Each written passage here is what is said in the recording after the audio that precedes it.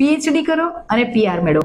હા friends, PhD થકી કેનેડાની અંદર પીઆર એ એક ઇઝી પ્રોસેસ બની શકે છે. અત્યારની બદલતી પરિસ્થિતિમાં કેનેડાની અંદર સ્થાયી થવું ખૂબ જ ટફ છે. પણ જો તમે પીએચડી પ્રોગ્રામ થકી કેનેડાની અંદર એન્ટ્રી લેશો અને ત્યાં સ્થાયી થવાનું વિચારશો તો તમારા માટે કદાચ એ રસ્તો સરળ બની શકે છે. હવે શા માટે કેનેડામાં પીએચડી કરવું જોઈએ એના વિશે જાણીએ. સૌથી પ્રથમ, ગેપ.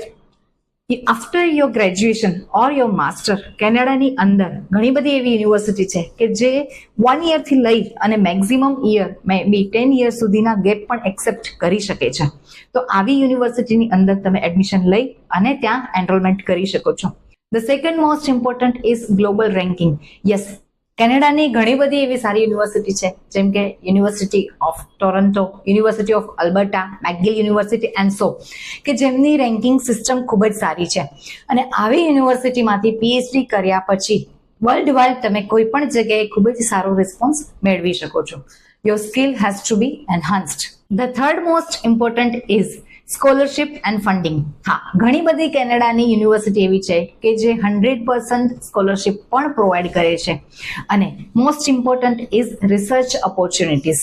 કેનેડાની અંદર યુનિવર્સિટીઝ રિસર્ચને ખૂબ જ સારી રીતે પ્રમોટ કરે છે, બધી જ પ્રકારની સુવિધાઓ પ્રોવાઈડ કરે છે.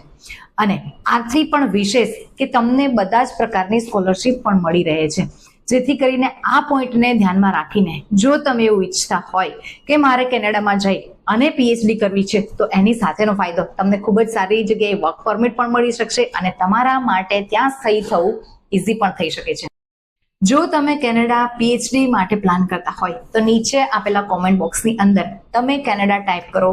હું તમને link through free consultation provide કરીશ. તમારો પૂરેપૂરો કેનેડા જવા માટેનો રોડ મેપ અમે તમને પ્રોવાઈડ કરી આપીશું.